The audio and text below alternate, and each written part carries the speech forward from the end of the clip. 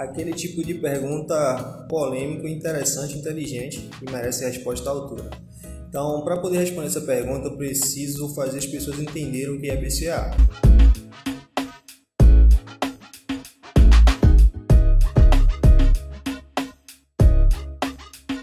Então, um breve resumo é sua teoria para que serviria. O BCAA ele é um composto de 3 aminoácidos considerados essenciais, ou seja, que é aquele que nosso corpo não produz. São eles a leucina, sendo o mais importante deles, isoleucina e valina, que são seus coadjuvantes, por assim dizer. Teoricamente falando, acreditavam-se que o uso do BCAA ajudaria na reparação tecidual e ação anticatabólica. A gente treina, a gente cria uma microruptura muscular e essa microlesão precisa ser recuperada, e o BCAA teria essa função. Mas o X da questão sobre o BCAA é que vários estudos nos últimos anos mostraram que o BCAA, suplementado somente os 3 aminoácidos, ele não tem eficiência sobre a síntese proteica, muito menos reparação tecidual. Aí a gente para analisar um pouquinho.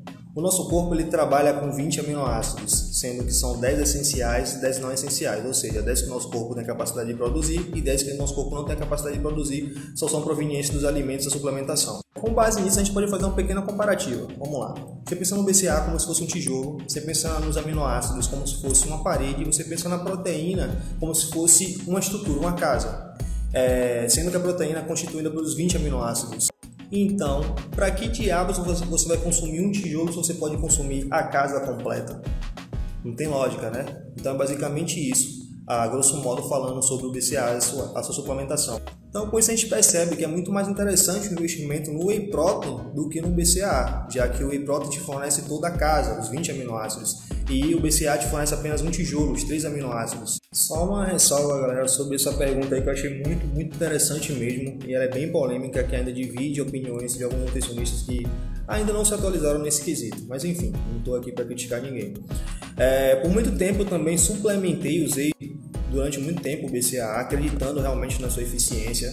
Até já discuti aqui com outro nutricionista, na época ainda era estudante, sobre o uso e tal, na minha prática clínica não, que eu nem clinicava ainda, na minha prática. Mas, gente, a gente tem que se atualizar, entender uma coisa, contra a ciência, não se discute, ciência é ciência e acabou.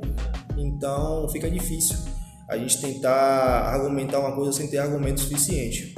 E a gente tem que ser cabeça aberta e entender que a ciência se atualiza o tempo todo. E a gente tem que estar de acordo com ela, a gente tem que se atualizar juntos. Então, se você não se atualiza de acordo com a ciência, você vira apenas mais um. Se você é aquele cara quadrado que acha que aquela verdade que você acreditou um dia é absoluta, você vai virar um antiquado na profissão, um cara ultrapassado, e contra a face não há argumento, contra a ciência não se refuta. Então a gente tem que ter a cabeça aberta para poder estar se atualizando e dar o braço a torcer quando for necessário.